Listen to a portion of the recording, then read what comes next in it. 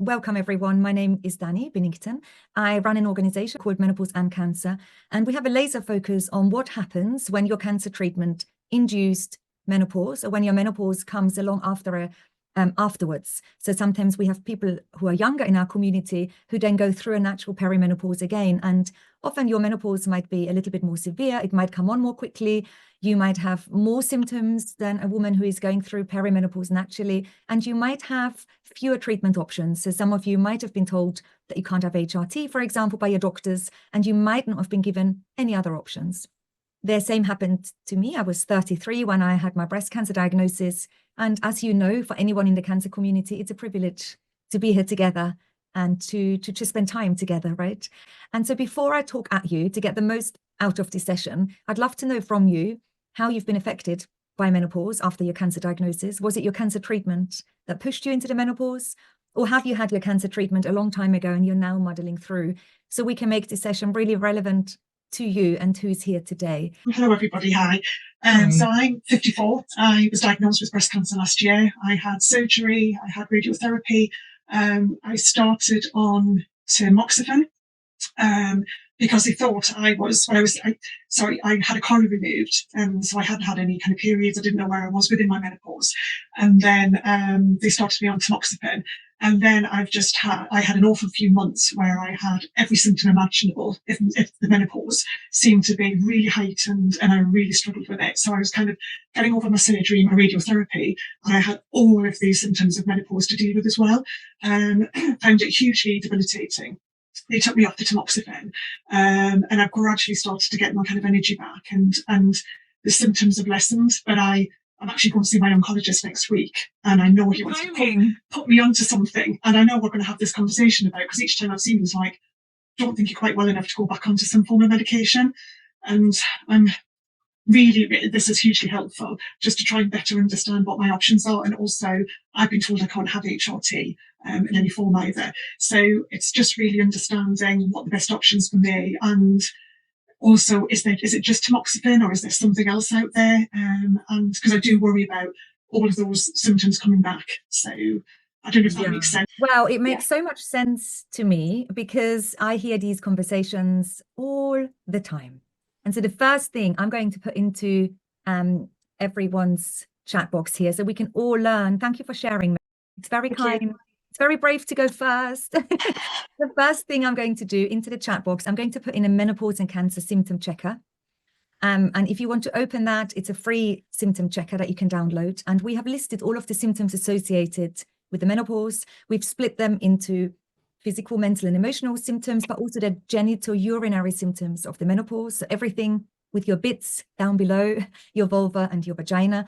And so if anyone is thinking after this call, I don't really know what's going on, it might be helpful just to do that. If you don't do anything, you could just fill in the menopause symptom checker and think, where am I at? And it's, instead of thinking it's another job to do, it could be quite helpful for you to think, I make myself a really lovely cup of tea. I'm going to spend 5 minutes with myself and identifying how I feel. Sometimes we go and have these doctor's appointments and we're quite anxious, aren't we? Every time I walk into the hospital, my heart rate is up. I sit down and the nurses really want to give me medication because my blood pressure is through the roof.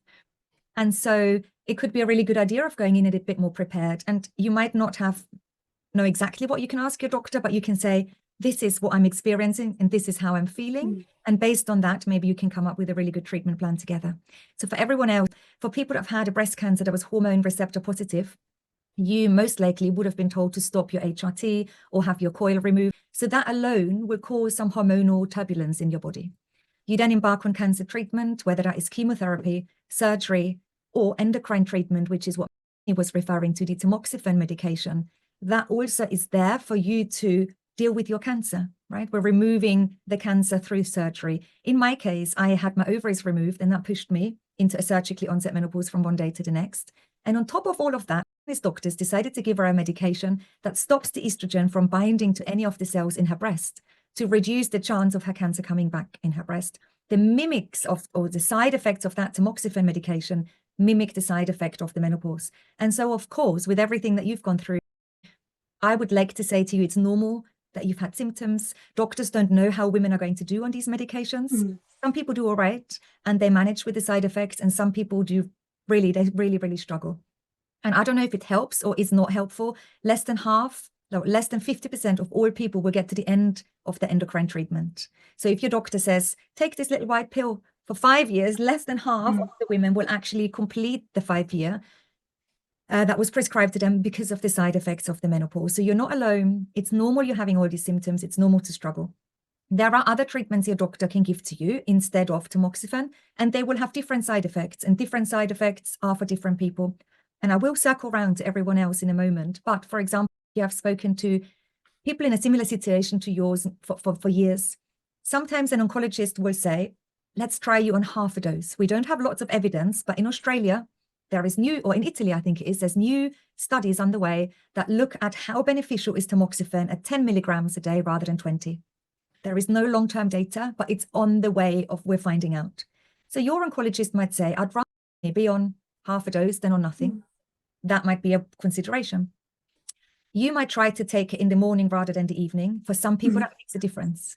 And you might look at the packet. So if you look at the packet of medication, when you get it from the pharmacy, it comes from different manufacturers. And we also know different manufacturers use different ingredients, like the binding agents, and they have different side effects. So although there is no scientific evidence, there is plenty of anecdotal evidence that the particular brand of medication can make a difference to you.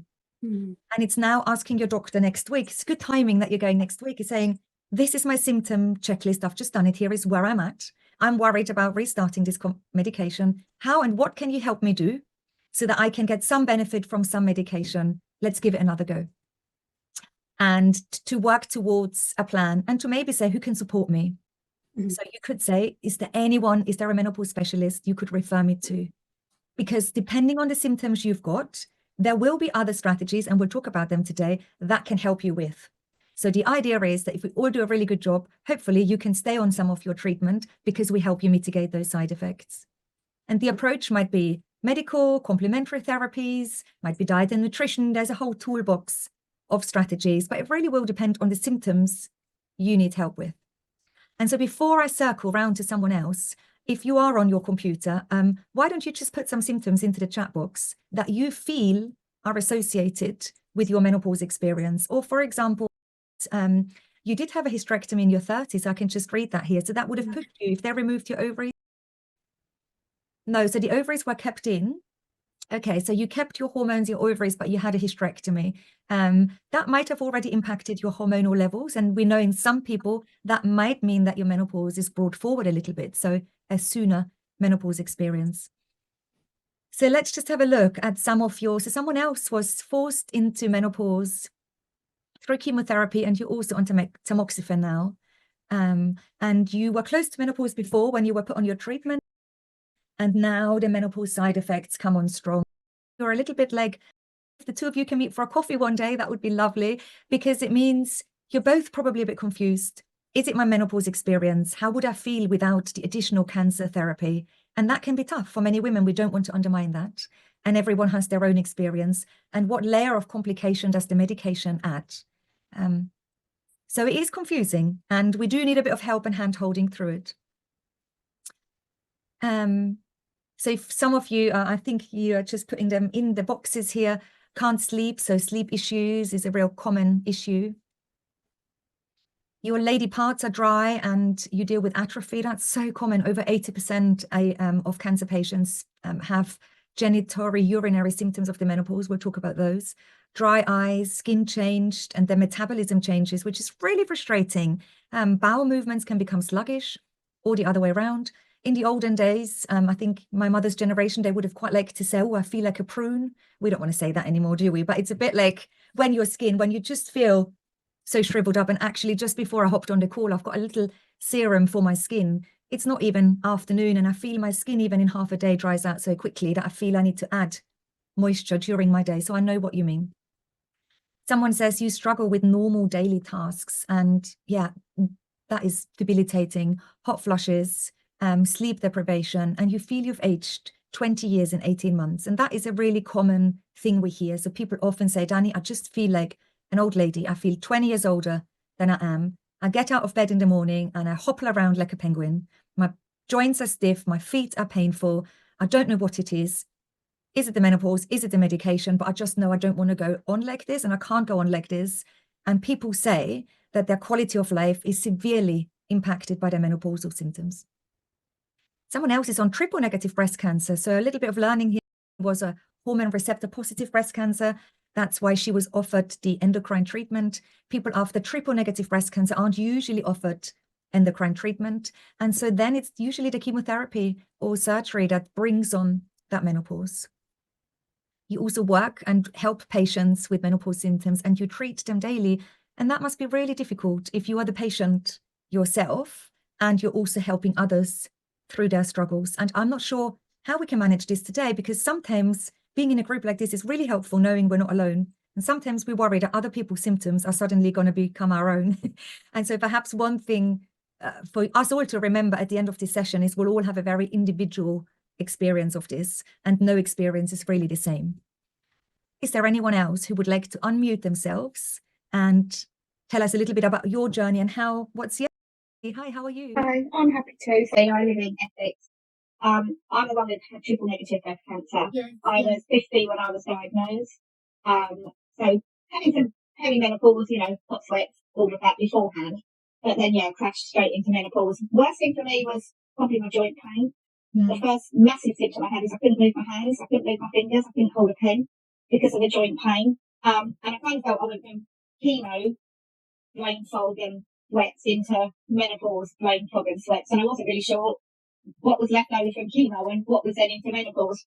And I'm also the one who works as an ANP, so I deal with, and I specialise in, or am specialising in women's health, and I see a lot of ladies with menopausal symptoms. But myself, I'm on sertraline because obviously even with triple negative, they won't let me have HRT.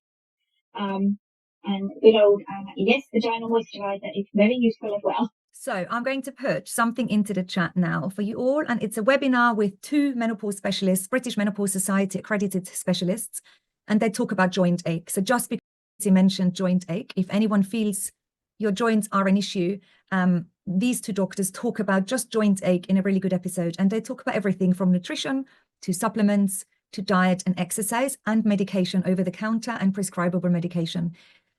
Because we're all different. And some people at some points might say, actually, I really want to know what prescribable medications are out there. And other people might think, I want to throw everything into the diet and lifestyle when I want to sort of change that. And it's not for me to say what's better or what's right or wrong. And I think we're all allowed to change our mind as well. You might have phases where you think, I've got a little bit more energy. I'm going to try and exercise and eat well. And other times, I know my own menopause experience has very much floored me. And if you had said, why don't you eat a little bit more protein? Or why don't you just do a little bit more healthy cooking? I would have probably wanted to either punch someone in the face or cried because I just couldn't do it. And so we can't do everything always. But sometimes a conversation with an expert helps you pick up a little tip. She said something really interesting is that her doctor said she can't have HRT. One thing in the menopause space is we work with many, many doctors and many hospitals. Our organization works with lots of oncologists, and we know their opinions divide. And that stems from a lack of research into women's health in general.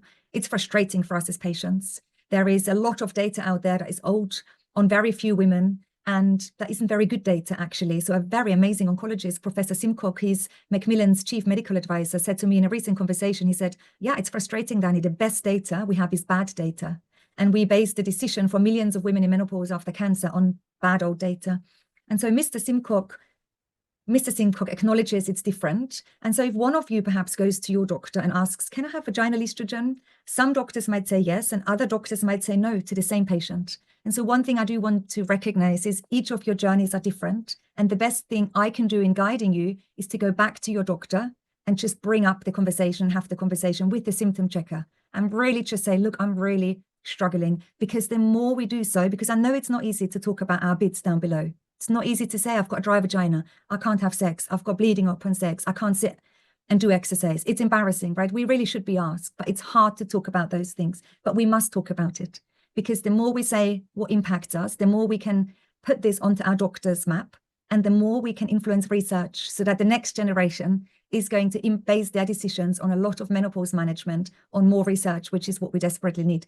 In general, as women, right? In general, as women, and women's health is vastly underserved and under-recognized. So one thing I do know, you'll all get different answers, which is why I never support opinions, because your doctor will have an opinion. I can say to you, this is the guidance from the British Menopause Society, this is the latest evidence or the latest research, and using that, you can then go back to your doctors and your teams to take the conversation forward should you want to. So you had your hand up. Yeah, I was just going to say, I have been to a menopause clinic. They said, yeah, the only thing they would be happy to give me is vaginal estrogen, but right now I'm okay with the Yes vaginal moisturiser. But Right. that was the only one that they said they were, would support me with. Because part of me went for myself, but also with my job. I thought it'd be really good knowledge to understand what our local menopause clinic is dealing with and what their thoughts are. That's great. And so with the triple negative breast cancer patients, we have many oncologists who prescribe HRT, systemic HRT and vaginal estrogen, and many who don't. So it's a real mixed bag out there in the UK. If you said, name me 10 oncologists who prescribe it, I'll find those for you, and 10 who don't, I'll find those for you. So it's very much a mixed bag, and it does go back to a lack of research. And also at the moment, menopause specialists have different training. If I was going to send you to a menopause specialist, I'd love for you to see someone who has helped cancer patients for decades. Currently, what we have is many brilliant menopause specialists doing a great job for healthy perimenopausal women, and many have not had the experience in helping cancer patients. And that's the knowledge I want you to have, and the access I'd love for you to have, because it's really different. I have a lot of people I speak to, they might be in their early 30s after gynecological cancers. Their options are going to be very different to one of our options after breast cancer, for example. And it's really, really important to have a nuanced conversation. One thing that I struggle with in the menopause conversations, everyone one says fit-all approach, and that's not going to happen with someone with such a complex history. And there is more to us, right? It's not just our cancer. Some people I work with, they have an autoimmune disease on top of their cancer diagnosis, on top of something else, and all of that needs to be taken into account. And someone just said, you're in the US and you don't have menopause specialists. I know you'd go to your OBGYN and you are teaching your oncologist, gynecologist and breast cancer oncologist. You're amazing, because you will make this a better space for many other cancer patients walking through this doctor's door after you. I have no doubt. Just wanted to show you a few bits to empower you. And I'm going to swap this all the way around in a moment. So we're not going to go through the whole presentation because we won't have time. But I'm going to go right through some statistics to make you all feel that you're not alone. So 90.8% of our community experience menopause as a result of their cancer treatment. So if you think, is it only me? Then no, it's so many cancer survivors who have ovaries or who are female. 71% say they had no idea of the significant impact. So you might have known what's about to happen, or you didn't know. And I think the worst is if you're thrown into this not knowing, because then it all takes you by surprise, and it's a horrible feeling. 88% say they've had no help or not adequate help in managing their symptoms, and 92% feel really isolated. So all your friends might be navigating this, might telling you how amazing HRT is, and maybe you've been told you can't have it. That's frustrating. Your doctor might have said you can't have HRT, end of the conversation. It's where our conversation starts, right? So as an organization, this is where our conversation starts, but we know in general, that's the end of the conversation, and that's pretty hopeless. And it's a horrible place to be. So it's really good to talk about it. Not a single week really goes by where I don't feel outraged at the lack of information and the lack of support there is for women. And I think if we all did a better job, we could help women stay on their cancer treatment, endocrine therapy. We would make people feel that there is somewhere they can go. The current waiting list in the UK to see a menopause specialist is up to 18 months. We've only got 100 menopause specialists in the country, and we've got millions and millions of women that are struggling. So there is a huge void and a gap, and it's that gap I'm trying to fill. I mentioned earlier, but I was 33 when I had my double mastectomy, and I had chemotherapy, radiotherapy, and plenty of surgeries after my own breast cancer diagnosis. I was a young mummy. My baby twins were 2 and my eldest daughter was 4. And then I kind of thought I was done with cancer treatment because I had the same cancer as I had a triple negative breast cancer. So I wasn't offered tamoxifen, for example. And I kind of thought I was done. My periods came back. So I now know I was in a temporary menopause. My doctor said, we don't know if your periods are going to come back, but they did. And then when I had to remove my ovaries, because I'm also a genetic mutation carrier of a gene, the BRCA1 gene, I was then pushed into the menopause. Luckily for me, menopause was already on my radar. I worked in the wellbeing space. I ran loads of workshops with Diane Dansenbrink and all of the big menopause specialists, and they were all saying how difficult menopause is. And I thought, hang on a minute, my doctors want to take my ovaries in 3 months. I've got a date in the diary. If I want to believe all of these big menopause specialists, they're saying I'm going to have an awful experience. And I was scratching my head thinking, why aren't my doctors telling me what I can do, how I can look after my bone health, my heart health? What am I going to do about my symptoms? And this really led me down a quest to find out my own options. And as a result of trying to find out what I could do for myself, hundreds and thousands of other people sort of came along my inquiry with me, and we found out together. But we're not here to talk about me, we're here to talk about you. And I want to go through the symptom checker again, because I really want you to walk away from today's workshop knowing that what you're experiencing might be because of the menopause. And if you think it might be to do with the menopause after your cancer diagnosis, to go and reach out to your doctor so that you can get the help that you need and deserve.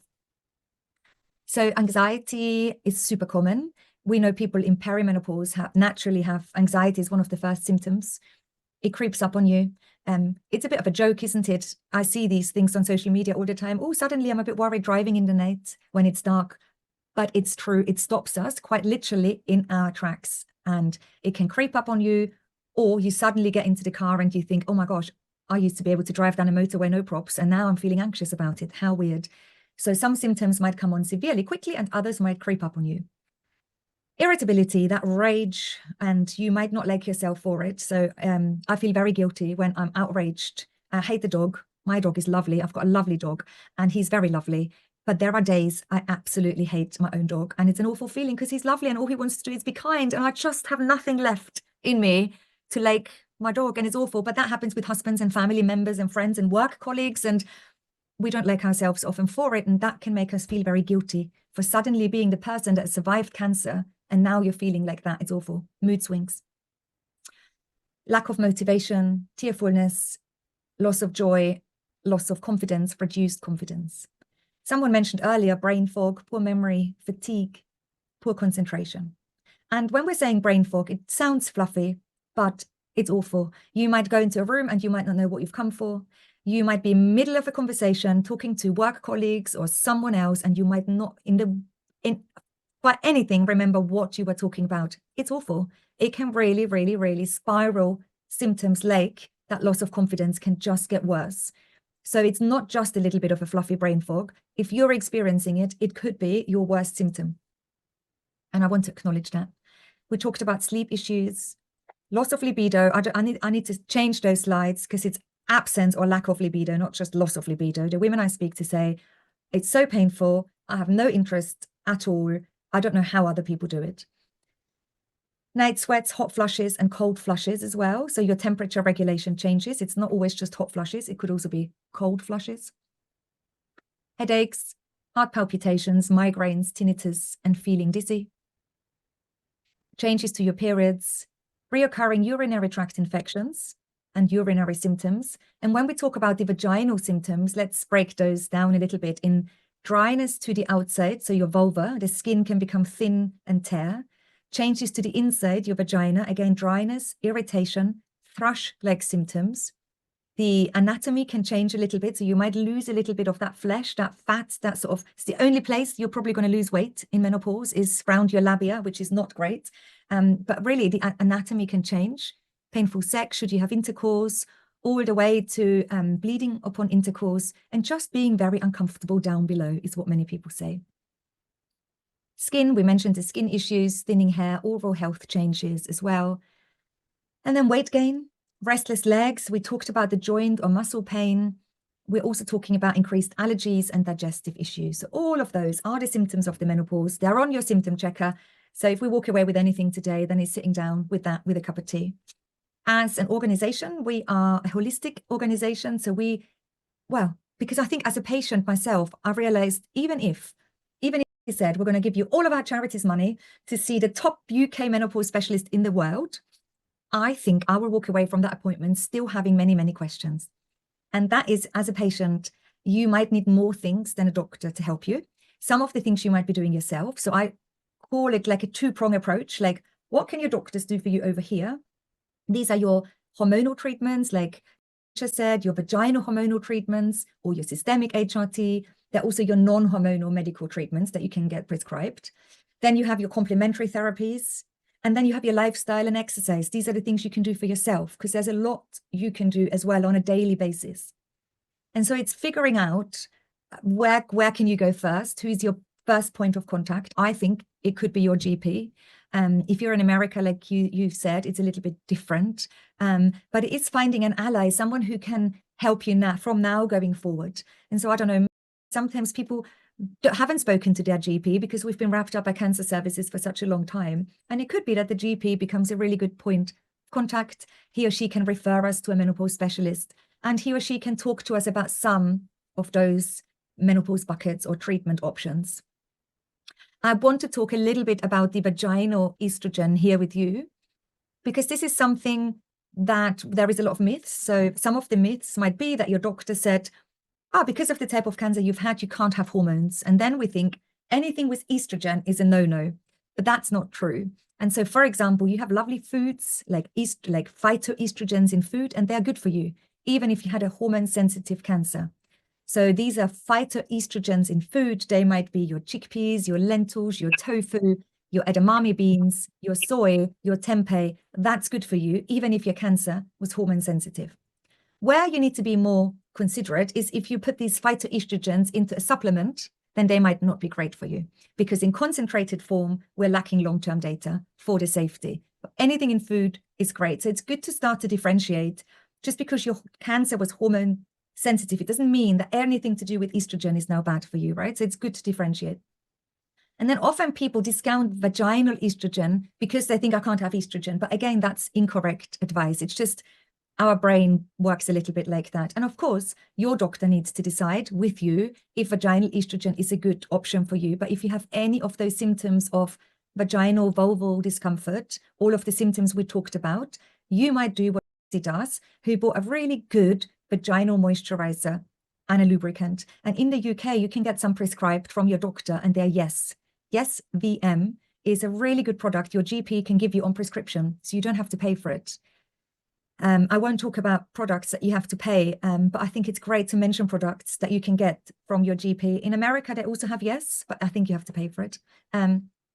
Many of the vaginal moisturizers include ingredients actually that aren't very good for you. So Replens and some other vaginal moisturizers that are non-hormonal that your doctor can give you include ingredients like glycerins and other stuff that is actually can make your symptoms worse in some cases. So a skin-safe vaginal moisturizer is always going to be the first thing you're going to do. And like I said earlier, I've added a little bit of lotion to my face. From now onwards, you might as well start to moisturize your vulva and vagina as much as you moisturize your gorgeous face. And that's just the way it is. So if you're struggling with any of these symptoms, this approach is right. Like you might look after your best cashmere jumper in a really special way. You're now going to moisturize your vulva and vagina. It's the first step with a skin-safe product like Yes, for example. If after a few weeks you don't see benefits, then to talk about a local vaginal estrogen is really important, because none of these vaginal symptoms, those GSM symptoms, are going to improve unless you treat them. So it's really, really important. Sometimes these symptoms can become so severe that you might get urinary tract infections, and they are dangerous. So I speak to many people who have had many reoccurring urinary tract infections. Their doctor said no to vaginal estrogen because for whatever reason, these women have become resistant to antibiotic use. So this is really, really important you get this looked at. A whole year of vaginal estrogen, a whole year of vaginal estrogen therapy is like taking a systemic HRT tablet for one day. And we know there is no absorption into the blood. So at University College London Hospital, one of our doctors, Mr. Talaulika, does tests. So he would do blood tests on all of his patients, and they did a big study. It came out in the Sage journal. There is no systemic absorption. So for those who are on tamoxifen, for example, vaginal estrogen is a great idea. There's no contraindication, tells us the British Menopause Society. So it's important to think, what about hormones? Of course, it's very different to systemic hormone replacement therapy, which is why I've got it on a slide here, because hormones isn't just hormones, and local vaginal estrogen is most likely okay for most cancer patients. But of course, you are more than a cancer patient now, and you might have other reasons why your doctor says no. Okay, but it's important to remember that it's a great conversation for you to have with your team. And then let's go straight to things that you can do after this workshop. Depending on the symptoms you have on your symptom checker, there are simple things you can do every single day that might reduce the severity of your symptoms. So if you are struggling with sleep, hot flushes, anxiety, heart palpitation, racing heart, little lifestyle hacks can have a really big impact on you. Alcohol, although we feel it's quite calming in the moment, isn't great for us the next day. And so it will increase our anxiety levels. It also increases the severity of your hot flushes. The same goes for caffeine. So caffeine is also really interesting. It stores in your body. So water gets stored even after 12 hours. And so if anyone said, for example, sleep, you're struggling with sleep, really do monitor your caffeine intake. You might have had that cup of coffee at like 3 o'clock in the afternoon, but a quarter will still circle in your blood and in your system much, much later. So really, really noticing there. Many people say to me, oh, Dani, I don't drink coffee anyway. I drink lots of herbal tea, which is absolutely lovely for you. But many people drink the herbal tea in the evening, and your body has the tendency to sort of store that heat or the heat of a hot bath and then throw it back out of you at 3 o'clock in the morning. So if, for example, you are starting to notice triggers, if you're waking up at 3 o'clock in the morning, really think, why am I waking up? You might wake up because you needed a wee. Is that because you've had too many hot cups of tea in the evening? Or is something else waking you up, like a hot flush? Because should you get to see a menopause specialist, for example, or should you want to talk about your sleep with a sleep expert, then it's really good to think, what symptom do we tackle first? And if hot flushes and sleep, for example, are your two main symptoms, because someone put that in the chat earlier, it'll be important to get your hot flushes treated first and then the sleep. So there is definitely a good way of thinking, what do I tackle first? There are non-hormonal medications for hot flushes, and they're prescribable medications. So if you're thinking, my hot flushes is what's most bothersome, there are some really effective non-hormonal treatments to help you with your hot flushes. Once you've tackled those, maybe it becomes easier to exercise, to eat well. Maybe you're actually starting to sleep better because your hot flushes or night sweats aren't waking you up in the middle of the night. And that sort of brings me to stress. You can't underestimate how much the stress of your diagnosis, the stress of your cancer treatment, on top of the stress of your normal life, is going to make your menopausal symptoms worse. Okay. And so whatever you can do to reduce your stress levels a little bit, and we can all do that, even this afternoon, we are going to be helping ourselves manage the next phase and what's to come. So we know that the stress hormone cortisol, for example, can cause heart palpitations, sleep disturbance, lack of energy, and weight gain over a period of time.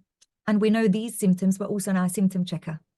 And so, yes, you have that lack of estrogen in your body that is going to give you some of these symptoms, but everything you have gone through is going to make a lot of your symptoms worse. And so just by acknowledging that actually you have gone through a lot of physical changes, of mental changes, you've gone through a huge trauma and the hormonal changes, it's kind of like no surprise that you have all of these symptoms. So if you can find a way of reducing those stress levels, it's amazing. If you can maybe reach out back to Vicky afterwards and talk, ask what counseling services are there in my local area. What about therapy? What about cognitive behavior therapy? We have cognitive behavior therapy. It's a brilliant non-medication tool for menopause symptoms, for hot flushes even, and also of just helping you get through the mental sort of side effect of the stress and everything. So reach out to your local charity, because they'll probably be able to signpost and help you in many different ways. We need to take this one step at a time. You sometimes might feel, wow, what do I do now? I know from having done these talks hundreds of times, sometimes you walk away and you think, I don't think I've learned anything. And then I might get an email 10 days later from someone, and they might say, actually, I now remember something you said, and this is what I'm going to do. What we're going to do is going to be very different for all of us, right? But I would love for you to walk away from today thinking, one thing I'm going to do, you might think I'm going to do the symptom checker to be more prepared for when I talk to my doctor. That can be transformative for some of us, that we're a little bit more prepared for our difficult conversations to have. Someone might say, do you know what? I think I do carry a lot of emotional stress with me. I can't tackle all of my hot flushes and stuff right now. I'm going to deal with that. And someone else might think, do you know what? I now know there are non-hormonal strategies for hot flushes out there. I'm going to ask my doctor about what these are and get the ball rolling. If you want to know a little bit more about anything I have spoken about from the expert source, then listen to the Menopause and Cancer podcast. Every week I get a different expert on to help us understand what our treatment options are. They're oncologists, they're menopause specialists, they're dietitians, they're exercise specialists. Because like I said earlier, I feel like we need more than the advice of just the one doctor. And if you now think, I want to know more about diet, how can diet help me? in maybe mitigating some of my menopause or symptoms, then tune into some of our episodes about diet with dietitians. And that might be your first step in creating change after today. If you're in the UK, you can find a menopause specialist in the UK. And I'm just going to put that link in the chat box for you. So on our website, we have a tab, and it's called Find a Specialist, where we just give you a little bit more of an idea of where you can be referred to right now. So for those who are in the UK, apologies if you're not in the UK, I'm really sorry. But if you are in the UK, take that to your GP and say, let's get the ball rolling. I'll be in this menopause malarkey for many years to come, not just for the next 3 months. I have got a complicated history with my history of cancer. Please refer me. I know the waiting list is long. I was on this webinar with Dani Binnington, and she said, I've got right to go on this waiting list, and you do, because the British Menopause Society clearly states that people with a complex history have access, but there is a waiting list. But it could be helpful. For Tracy, it was helpful. She needed to know about her vaginal estrogen. And if your GP maybe thinks, actually, I'm quite glad to get rid of this patient because she's had cancer and I don't know what to do with her anyway, then do that. And in the meantime, your GP can actually email the menopause specialist. There is a service called Advice and Guidance.